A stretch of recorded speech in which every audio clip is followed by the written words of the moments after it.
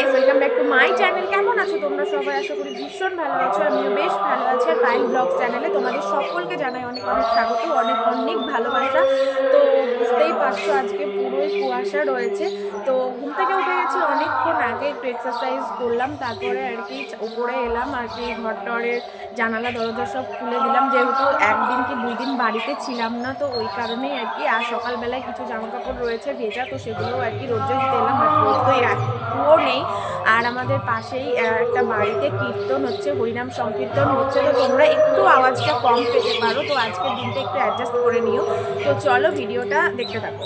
সকালবেলা আর কি কালকের কিছু ভেজা জামা কাপড় ছিল, তো সেগুলোই এখন রোদ্রে দিতে এসেছি। বাট রোদ তো একটুও নেই, মারাত্মক পরিমাণে কুয়াশা পড়ছে। আর এই কুয়াশা মাথায় পড়লে না ঠান্ডা লেগে যাবে। আমার ছেলে তো একদমই টুপি মাথায় দিতে চায় না, তো এমনিতেই ওর ঠান্ডা লেগে আছে, ওষুধ খাচ্ছে, তবুও কেন জানি না কমছে না।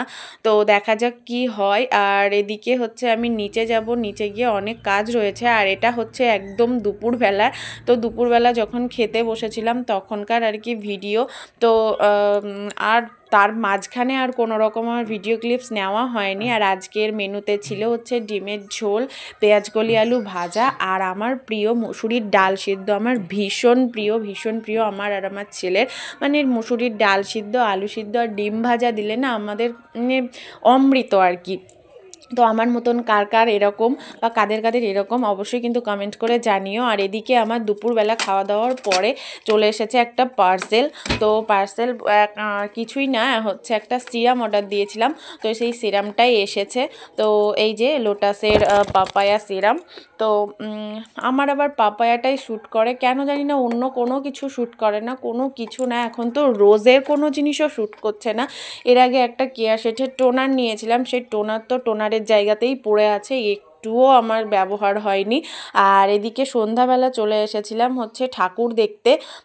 তো দেখো ঠাকুরের প্যান্ডেলটা খুব সুন্দর করেছে, আর ঠাকুরটাও খুব সুন্দর করেছে। আমার ছেলেকে ছবি তুলতে নিয়ে গেলাম, ব্যস্ত হয়ে গেল। আমার ছেলে ছবি একদম তুলতে চায় না। আর এটা হচ্ছে তার পরের দিন। তো পরের দিন হচ্ছে সকালবেলা পুজো হওয়ার পরে আর কি আমাদের বাড়ির নিয়ম, বা সবারই নিয়ম জানি না, দই চিড়ে এসব খায় আর কি। তো চলো ভিডিওটা কেমন লাগলো অবশ্যই কিন্তু কমেন্ট করে জানাতে ভুলো না। যদি ভালো লেগে থাকে তো জানোই কি করতে হবে। তো চলো আজকের মতন টাটা।